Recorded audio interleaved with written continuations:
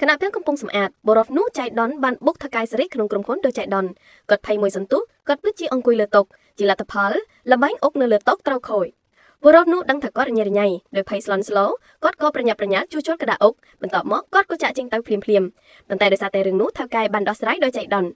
ជំនួយការមានការភ្ញាក់ផ្អើលជាខ្លាំងព្រោះហ្គេមដែលថៅកែរៀបចំបានធ្វើឲ្យអ្នកលេងកំពុលតស៊ូអស់3ថ្ងៃដោយមិនមានដំណោះស្រាយថៅកែមានការភ្ញាក់ផ្អើលយ៉ាងខ្លាំងនាងចង់ដឹងថាអ្នកណាជាអ្នកដោះស្រាយហ្គេមនេះប៉ុន្តែដោយសារតែកន្លែងកើតហេតុមានភាពច្របូកច្របល់មិនដឹងច្បាស់ថាជានរណានោះទេដើម្បីចង់ដឹងថាអ្នកណាជាអ្នកដោះស្រាយថៅកែបានឆែកមើលរូបភាពសុវត្ថិភាពរបស់ក្រុមហ៊ុនភ្លាមនាងឃើញថាមានតែបរិះនោះបានប៉ះក្តារអុកប៉ុន្តែនាងមិនអាចដឹងច្បាស់ពីសមត្ថភាពពិតរបស់គាត់បានទេព្រោះអត្តសញ្ញាណរបស់បរិះនោះគ្រាន់តែជាអ្នកយាមនៅក្រុមហ៊ុនប៉ុណ្ណោះ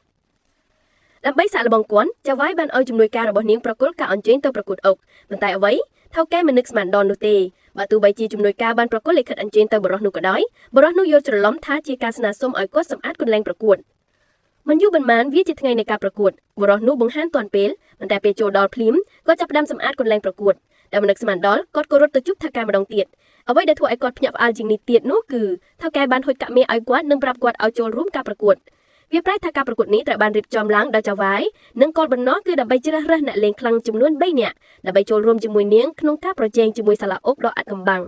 ដោយសារតែកាលពីថ្មី3ឆ្នាំមុនសាឡាអុកបានបង្ក្រាបនាងបានរៀបចំផែនការចាប់បង្ក្រាបប្រពន្ធប្រុសរបស់នាងមធ្យោបាយតែមួយគឺត្រូវប្រជែងជាមួយនឹងប្រឌិតបឌិនៃសាឡាគឺវីលៀមដើម្បីបើនាងអាចរួចខ្លួន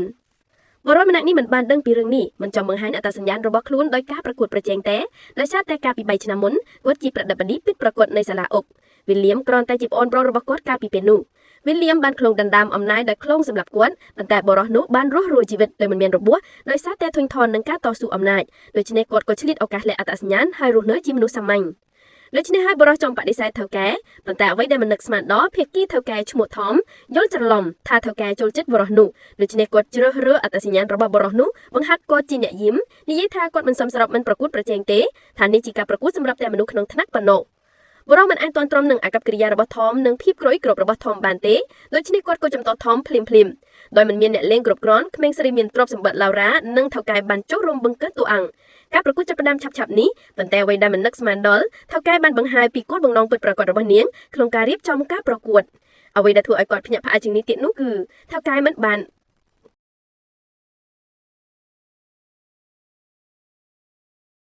ផ្ដាច់ភ្ជាប់ពាក្យជាមួយគាត់ហើយប្រហែលឆ្នាំមកនេះនាងមិនដែលបោះបង់ការស្វែងរកគាត់ទេបរិះនោះស្ទាក់ស្ទើរហើយនៅពេលនោះថមចង់វាបរិះនោះតាមពិតបានបញ្ជាឲ្យបរិះរបស់គាត់មើលស្លឹកពាក្យរបស់បរិះនោះ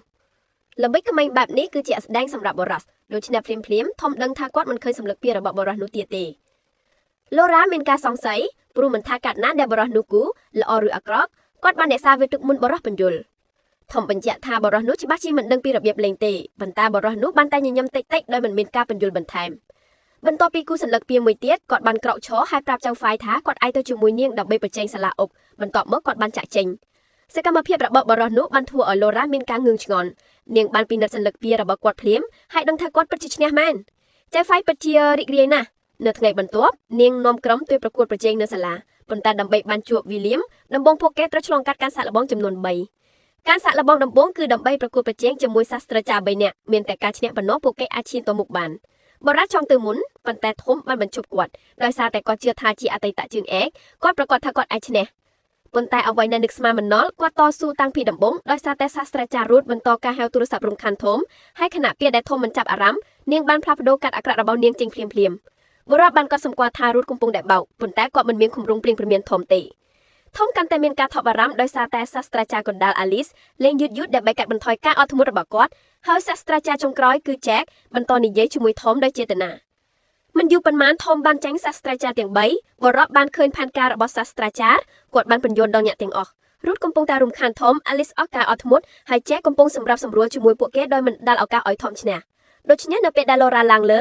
នាងបានពាក់ការស្ដាប់តន្ត្រីដើម្បីទប់ស្កាត់ការរំខានរបស់ពួកគេប៉ុន្តែសាស្ត្រាចារ្យទាំង3នាក់បានប្រើភាពថ្លង់របស់នាងដើម្បីផ្លាស់ប្ដូរច្បាប់សម្ងាត់ដែលបណ្ដាលឲ្យនាងមានកំហុសនៅពេលចាប់ផ្ដើមថៅកែមិនឡោបែបជានេះទេពួកគេដឹងថានាងបារម្ភពីបរិបទរបស់នាងដូច្នេះពួកគេនិយាយដោយចេតនានៅមុខនាងដោយដែលរំពឹងទុកនាងក៏ចាញ់ដូចគ្នាចុងក្រោយវាដវិញរបស់បរិះសាស្ត្រាចារ្យទាំង3បានព្យាយាមដើម្បីដើរដូរម្ដងទៀតរੂតចាប់ដៅហៅម្ដងទៀតធ្វើយ៉ាងណាឲ្យគាត់អារម្មណ៍រំខានប៉ុន្តែបរិះមិនប៉ះពាល់អ្វីទេសូម្បីតែអាលីសលេងយឺតគាត់ក៏មានពេលទំនេរដើម្បីសុំឲ្យធំចាក់ទឹកតែ ចុងក្រោយ Jake ក៏ប្រឈមមុខនឹងការផ្ទុំកម្លាំងគ្នារបស់ពួកគេបរិមអ្នកនោះបានឆ្លៀតឱកាសហើយកំពុងតែហឹងទឹកតែដើម្បីមើលសិលឹកពីរបស់ពួកគេដូច្នេះគាត់ផ្ដល់ពួកគេឲ្យលេងខុសប្រកបមែនបរិមបានឈ្នះការប្រកួតដោយងាយស្រួលហើយបានឈានទៅដល់ការសាកល្បងលើកទី2ដែលពួកគេប្រឈមមុខនឹង Edward ដែលជាស្ដេចអុកមួយចំណោមស្ដេចអុកទាំង3ពេលដែលបរិមបានឃើញ Edward គាត់ដឹងថាការប្រកួតនេះនឹងមិនងាយឈ្នះទេ